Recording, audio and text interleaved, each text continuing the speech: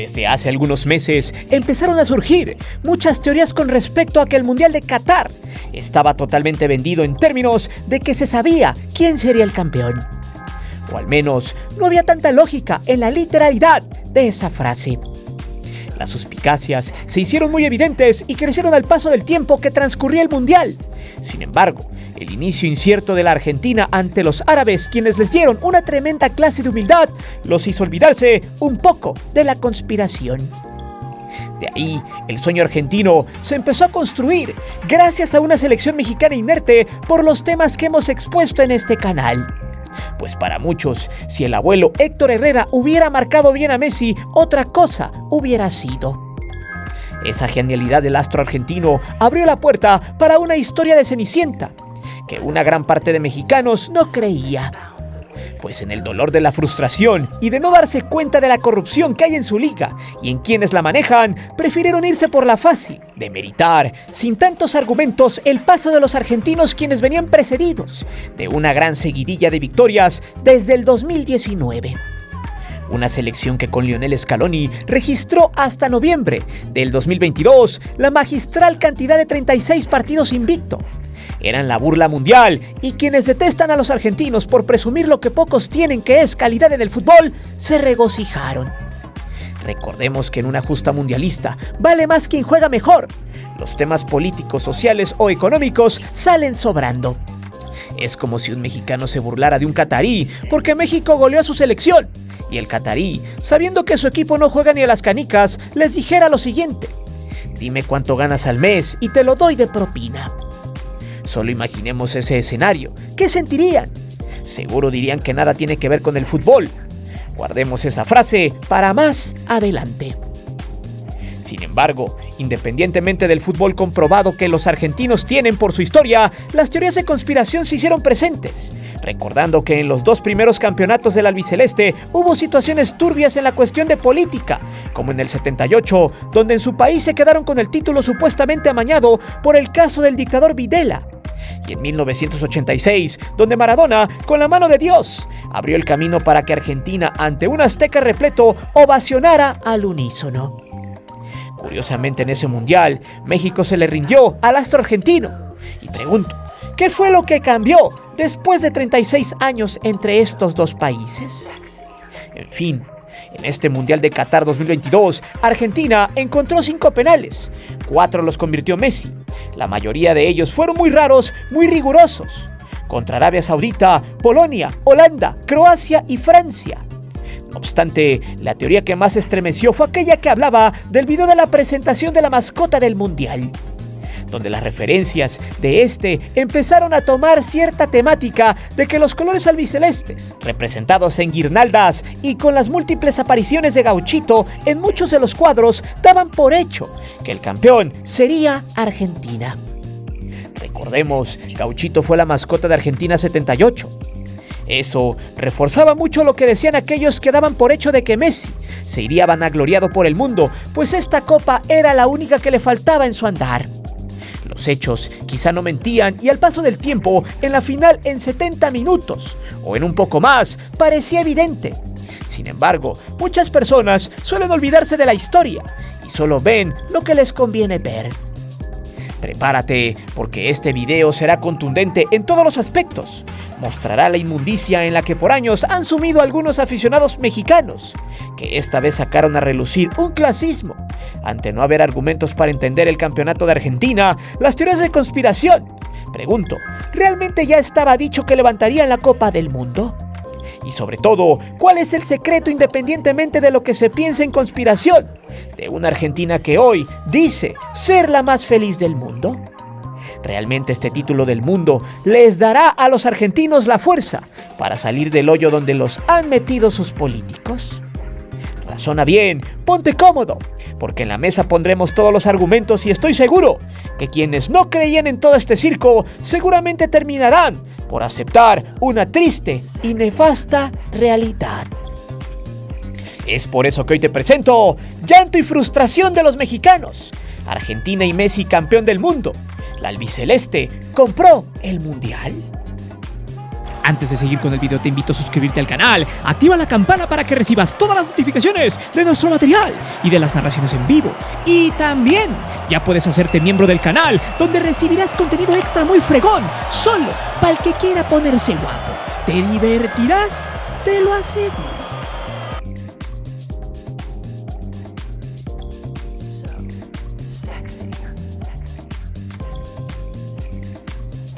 Quien no conoce la historia de Argentina y su fútbol, solo habla por quedar bien o por estar en el mame. Es evidente que a lo largo del trayecto, los argentinos empezaron a construir el sentido de pertenencia con su afición, desde 1978, cuando lograron su primer título de la mano de Mario Kempes, quien en sus inicios era carpintero. La historia de Kempes es peculiar porque tuvo que mentir cuando fue a buscar una prueba a sabiendas que en el club del Instituto de Córdoba ya le conocían. Ese fue el parteaguas de todo, porque antes los argentinos simplemente eran armonizadores. El fútbol se propagó por todo el país a manera de que el rico y el pobre convergían siempre en el mismo punto: patear una pelota. No hubo excepciones. A finales de los 70s, todos en Argentina jugaban fútbol, o al menos el grueso de su afición. Se comía, se bebía, se inhalaba, se hablaba de fútbol como una religión. Inclusive había quienes equiparaban esta con la religión del balón. Todo fue en un santiamén.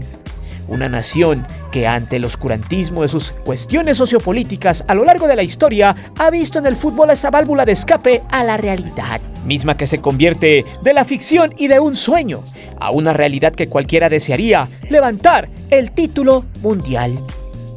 Ídolos del barrio como Maradona fueron otro parteaguas en 1986, donde, con el apoyo de toda Latinoamérica unida, vencían a esa Alemania federal que lucía temible. Maradona había padecido de lo más humilde. La pelota lo había salvado y lo había llevado a un camino de éxitos en la cancha, pero de despropósitos fuera de ella. Independientemente de su caso de adicciones, Maradona era considerado un dios. Por siempre será considerado así. No obstante, la construcción de esta Argentina campeona más cerca de su historia viene construida por un cambio quizá inclinado en lo político. Por mucho tiempo, su federación estuvo sumida en escándalos de corrupción, mismos que durante los años 90 los padecieron. El tema del doping en el Mundial del 94, los fracasos en selecciones desde 2002 hasta 2010. En lo político, justo cuando Mauricio Macri se fue del poder, en ese 2019 se abrió una carpeta de investigación en contra de la AFA por el tema del FIFA Gate. Argentina previamente ya había sido subcampeón en 2014 y en Rusia se había quedado en octavos ante Francia. El problema con la AFA es que durante años se había gestado una red de lavado de dinero. Julio Grondona, quien por 35 años se había ufanado como presidente de tal federación, era cómplice y parte de los responsables y acusados del hecho. El tema era evasión de impuestos, por ende, lavado de dinero. De 8 equipos en total, donde estaban inmiscuidos representantes de jugadores, como el caso del impresentable Julio Bragarnik, y toda esa mafia que movía jugadores malos a precios de crack. Esta relación está muy estrecha con el fútbol mexicano y el cártel del gol. Curiosamente, mientras en Argentina empezaban los juicios y las investigaciones, en México no había nada, ningún responsable, pues todos eran unos santos. Para 2021, la jueza Sandra Isidro Salgado lanzó una orden de allanamiento a la AFA y a otros 8 equipos de primera división con el objetivo de encontrar las pruebas de corrupción de varios personajes de la federación. Gimnasia y Esgrima, Independiente, Racing, Unión de Santa Fe, entre otros, fueron señalados por actos de corrupción y lavado de dinero. Lo interesante del asunto es que muchos de los jugadores inmiscuidos en estos lavados de activos fueron argentinos que terminaron en clubes de la Liga MX. Entre ellos, Maxi Meza, Federico Mancuello, Emanuel Gigliotti, Nicolás Sánchez, Jesús Méndez, Fernando Barrientos, Jonathan Maidana y Enrique Triverio, entre otros futbolistas que se movieron en el mercado argentino. La limpia llegó a la par con la selección que después de Rusia 2018 había quedado en manos del auxiliar técnico Sampaoli, Lionel Scaloni. La Federación Argentina se alineó y empezó a labrar un nuevo camino, un nuevo rumbo, con el objetivo de buscar el campeonato mundial. Al inicio fue muy criticado, Un técnico sin tanto reflector que tenía como principal meta hacer que Messi se sintiera bien y manejar un vestidor plagado de estrellas.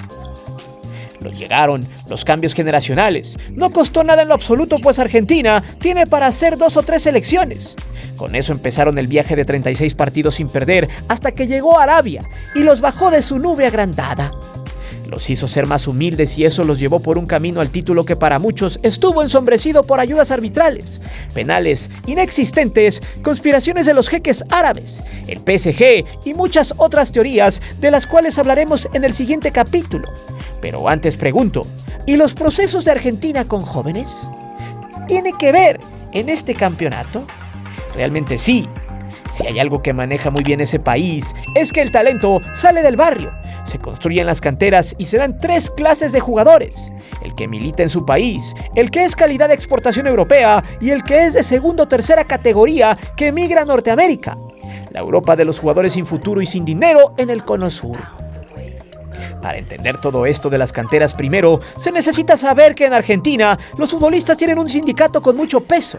Creado en 1944, los futbolistas argentinos agremiados han sido un contrapeso importante para su liga. Ese mismo sindicato se opuso a detener momentáneamente los descensos cuando llegó la pandemia. También es el que ha regulado el tema de los futbolistas extranjeros en la liga.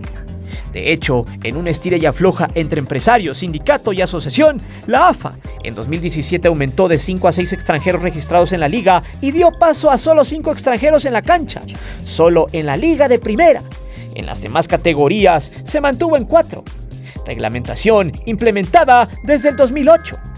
Pregunto, ¿acaso encuentra algo muy distinto con la Liga MX? ¿Acaso no se da cuenta que en Argentina, sea como sea, siguen dando prioridad a sus jugadores nacionales? Simplemente porque la otra industria que deja dinero en ese país es el fútbol. ¿Acaso no es lo que necesita México? ¿Por qué molestarse y mejor no hacer presión para cambiar al fútbol mexicano? En fin, vayamos a ver lo de los amaños.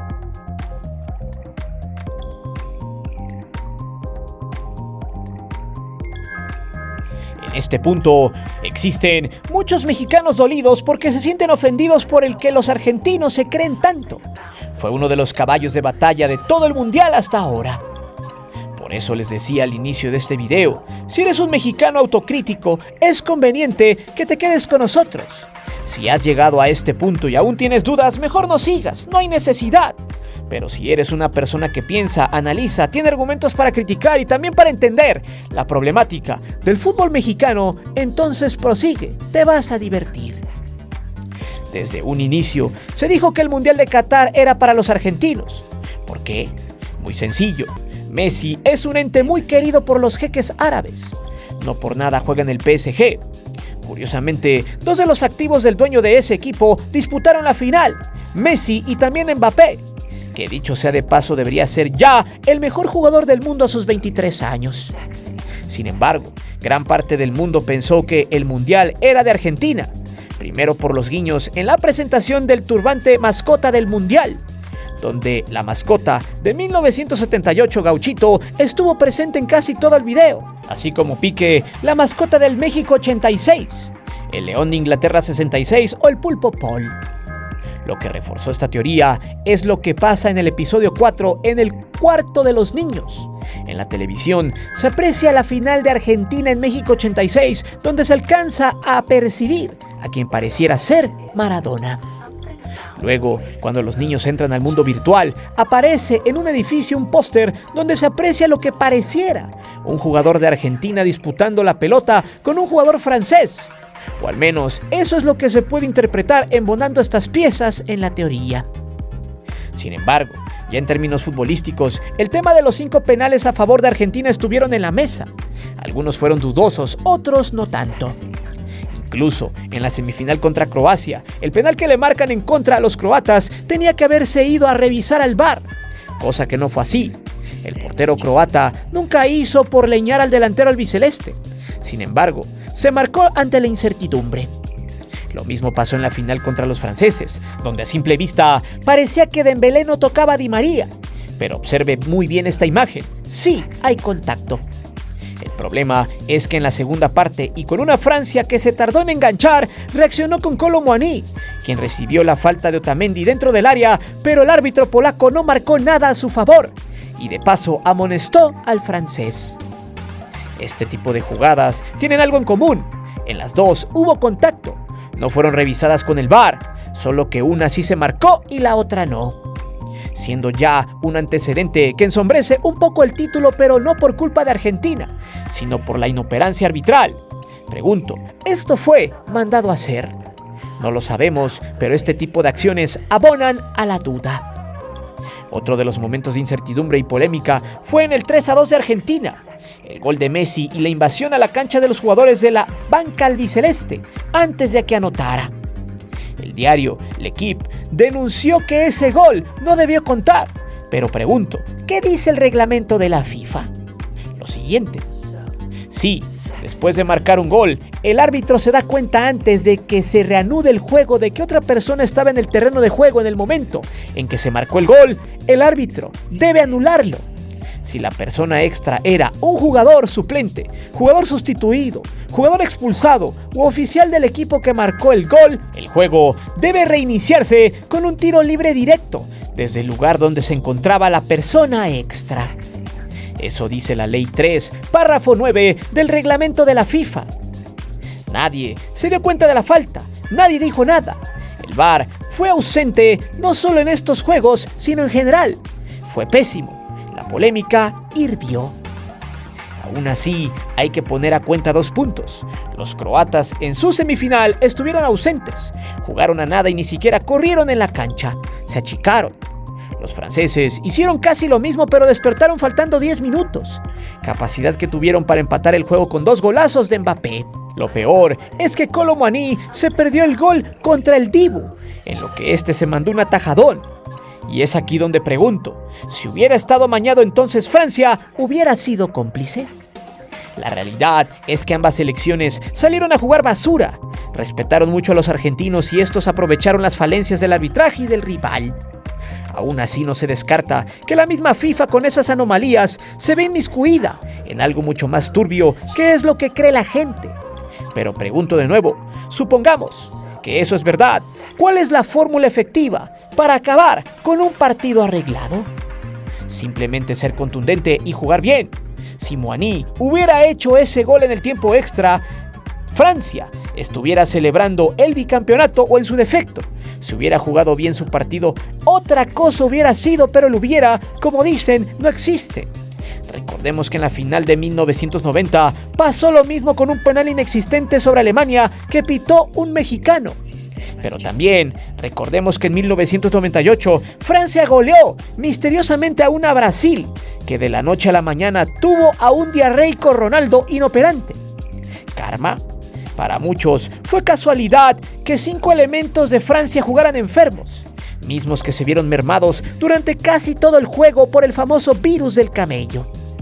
Indudablemente, Qatar 2022 abonó la polémica, incertidumbre, cosa que no hace responsable a los argentinos ni a franceses, por más que muchos mexicanos ardidos hagan uso de su doble moral.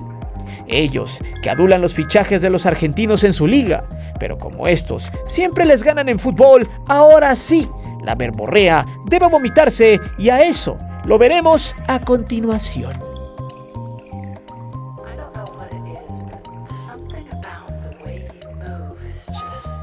En la antesala de la gran final, apareció en las redes sociales una bandera con los símbolos mexicanos, pero con los colores de Francia.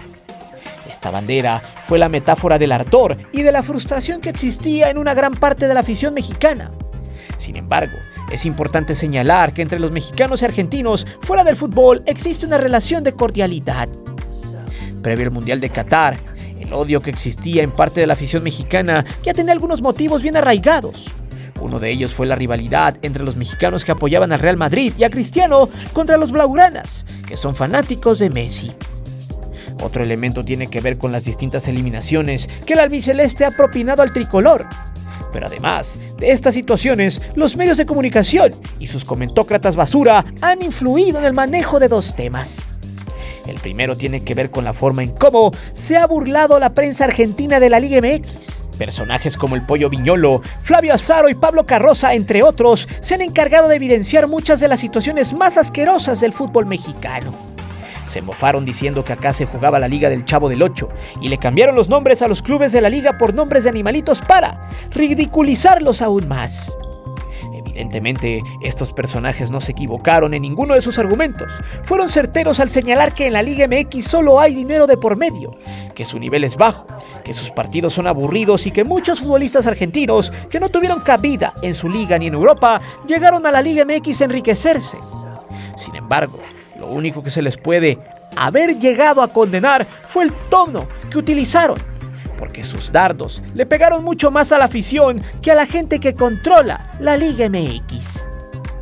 Aunque la vieja escuela aboga que ese odio viene desde 1990, cuando Edgardo Codesal le había quitado el título a los albicelestes.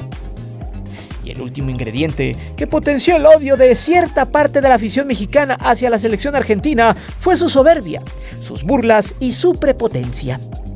Esta situación se tornó personal cuando el Dibu Martínez festejó el grupo que le tocó a su selección y quedará para el recuerdo su Easy Easy. Posteriormente se vino con todo la burla sobre el tema de las Malvinas, donde los mexicanos se mofaron de todo un tema que les cala en lo más profundo. En este punto, la situación ya estaba en algo muy caliente, pero se intensificó aún más cuando algunos comentócratas se unieron al Canelo Álvarez por la supuesta patada de Messi a la playera de la selección mexicana. Después de algunos días, parecía que las cosas se habían calmado, pero el sentimiento de rechazo se volvió a incrementar cuando los argentinos eliminaron a los holandeses, y terminó por explotar con los festejos de todo el equipo y del portero argentino tras ganar los guantes de oro, por haber celebrado supuestamente de forma tan exagerada, corriente y fuera de lugar, según muchos puritanos. O del momento donde Messi llama bobo a un futbolista holandés. Asimismo, mucha gente condenó en redes sociales cuando un mexicano le quiso regalar un sombrero de charro al Dibu, pero este le contestó que se lo metiera por la boca de la abuela o la araña aplastada, el sin orillas pues. Algunos reclamos se convirtieron en burlas cuando se supo que el arrastrado que ofreció el sombrero de charro fue un mequetrefe de Televisa, director del social media, quien después de haber sido humillado escribió dando a entender que había sido épico el corretear el camión de los argentinos pese a que estos lo mandaron a la fregada. La gente reaccionó de forma inmediata y le echaron en la cara su acción servil. Se puso de pechito para que unos jugadores soberbios y arrogantes lo exhibieran a nivel mundial. Obviamente, las cuentas afines a Telehuila salieron a condenar el acto y tirarle de todo al Dibu. Pregunto, ¿qué hubiera pasado si este se pone el sombrero? Pues el discurso cambia. Ojo con esta hipocresía de la televisión y de la basura que la conforma. Todo lo anterior fue la base para que miles de mexicanos se manifestaran en las redes sociales y trataran de revirar los ataques y las ofensas de los argentinos. Lamentablemente, en este renglón no se les puede decir nada. Ellos tienen una liga muy férrea, competitiva y enfocada en la formación de talento. Asimismo, su selección ha tenido un camino de ensueño con la escaloneta, pues todo el mundo pudo disfrutar la mejor versión de Messi con su selección. No obstante, ante la frustración, los mexicanos tuvieron que recurrir al clasismo y sacaron memes donde los argentinos presumían a su selección y a sus figuras, mientras que los mexicanos le restregaban la estabilidad del peso mexicano o que algunas personas le podrían dar de propina lo que ellos ganan en un mes, recordándoles que supuestamente muchos argentinos llegan a México a trabajar como meseros y modelos. Esta es la parte donde se tiene que resaltar la doble moral del mexicano, porque en las redes sociales humilla al argentino y se siente superior por cosas que no corresponden al debate futbolístico. Pero al mismo tiempo llena los foros donde se presentan los fabulosos Cadillacs, los auténticos decadentes y los Caligaris. Asimismo, la afición mexicana replica los cánticos de Boca y de River en sus tribunas. Y por si esto fuera poco, se tiene que señalar cómo la afición mexicana encumbra a los argentinos que juegan en sus equipos. Esto se puede corroborar con el cariño y la devoción de los aficionados de Tigres por Nahuel Guzmán, o las banderas argentinas que de pronto aparecieron en el Estadio Olímpico de Pumas, ahora que estos cuentan con 4 argentinos dentro de sus filas. No obstante, en México se ha tratado de replicar la escuela del fútbol argentino, y esto se puede comprobar cuando pusieron al flaco Menotti en los controles de la selección. Sin embargo, este no se dejó corromper por los tentáculos de Televisa. Otro ejemplo es el pedestal que se le ha dado en México al avolpismo y que varios técnicos han intentado replicar. Y es en este punto donde aparece una franja muy amplia de la afición ardida y frustrada, debido a que se enchilan por los festejos y la victoria albiceleste, cuando deberían de voltear esa emoción negativa contra la gente que maneja el fútbol mexicano, que impone futbolistas extranjeros de mala calidad y becados en sus canteras. Porque la gran diferencia entre el fútbol argentino y el mexicano es la corrupción con la que se maneja. Y mucho ojo aquí, porque en la AFA no son blancas palomitas, pero ellos tienen el nicho de su negocio en la venta de jugadores al extranjero y no buscan enriquecerse de la noche a la mañana como en nuestro país.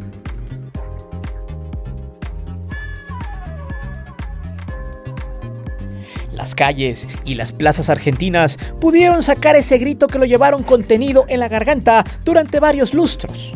Ahora que Argentina cantó, lloró y gritó esta Copa del Mundo, han dejado atrás todas las decepciones que sufrieron en otras ediciones mundialistas, a las que llegaban en calidad de amplio favorito. Y esto, más allá de tener un origen en la corrupción o en las teorías de conspiración, nace en la fortaleza y en el orgullo del pueblo argentino. En este sentido, más allá de todo lo oscuro que siempre gira alrededor del fútbol, nadie podrá decir que los argentinos no merecen esta copa y que dejaron el alma en el campo. Sin embargo, toda la garra, todo el fuelle y toda la intensidad que pusieron en la cancha tiene un origen. No hay que olvidar que las glorias y algunos de los grandes ídolos del fútbol argentino han sido futbolistas que provienen de la clase más baja. Jugadores como el mismo Kempes, Diego Armando Maradona, Carlos Tevez, el Kun Agüero o Juan Román Riquelme, quienes fueron parte de familias que en sus peores años no tenían que llevarse a la boca, que en sus casas el contexto, tanto económico como el social, fue muy difícil, y que tuvieron que hacer milagros para mantenerlos en las academias del fútbol. Esta es la parte donde nace la fuerza, el temple, la intensidad y la pasión que le mete el pueblo argentino al fútbol. Porque a diferencia del fútbol mexicano, donde los hijos de exfutbolistas, familiares de políticos, empresarios y oligarcas son los que tienen el debut garantizado, los que ocupan los puestos titulares en las divisiones inferiores de los equipos de la Liga MX. Y mucho ojo aquí, porque no se han esforzado para nada, no entienden el valor de una oportunidad en la vida, no salen a jugarse el todo por el todo en cada entrenamiento. Porque si fracasan o no, les da igual. Son personas que ya tienen el futuro asegurado. Sin embargo, en el Cono Sur, muchos futbolistas tienen la oportunidad de su vida en el fútbol como una meta a largo plazo, porque ellos no tienen el dinero para comprar una oportunidad.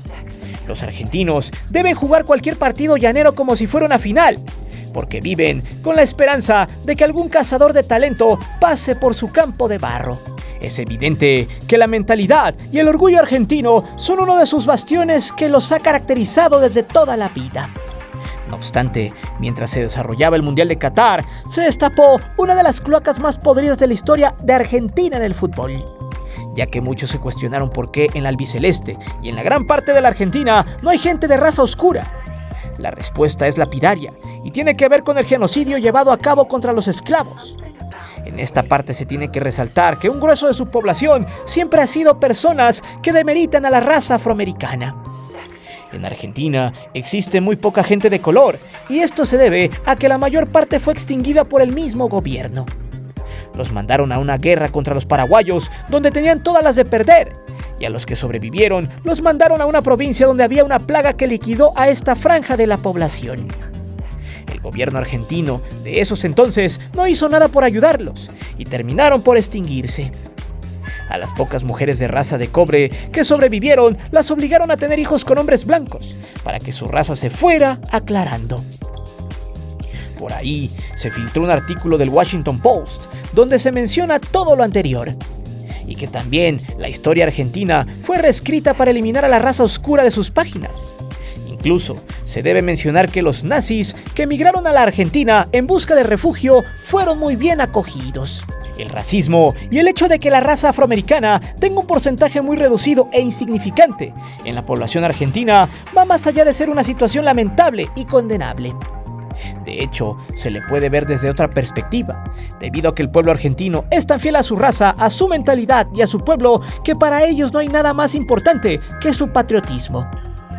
Y esta es la gran diferencia y lo que se les debería de aprender, porque ellos se la juegan en la raya por los suyos. Para un argentino antes está otro argentino. Mientras tanto, en México, la situación no siempre es así. Los dueños del fútbol ven primero por sus intereses que por el fútbol mexicano, o se maravillan con lo extranjero. Es en este punto donde los mexicanos deberían de exigir que la Liga MX esté compuesta, en su mayoría por talento local, que se fomente y desarrolle en todas las áreas y que las posiciones clave dejen de estar secuestradas por bultos y por petardos extranjeros que ni siquiera tienen la calidad que el puesto requiere.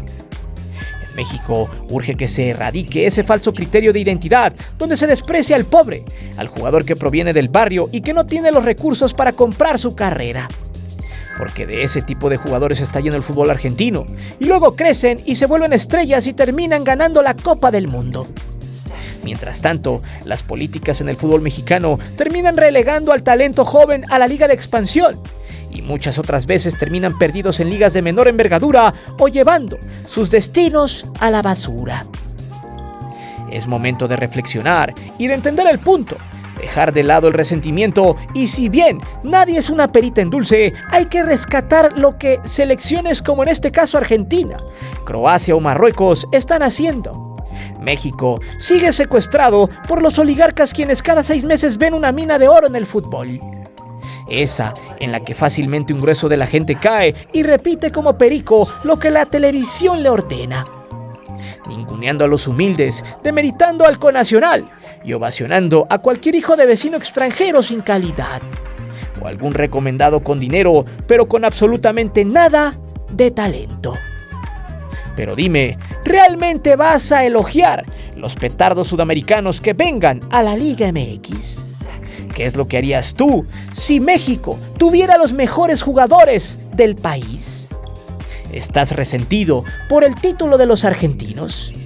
Déjame saber tus respuestas aquí abajo. Recuerda que aquí leemos siempre los comentarios y no olvides de suscribirte, ni de hacerte miembro del canal, ni de activar la campana de notificaciones. Mi nombre es Guillermo Antonio. Nos vemos hasta la próxima.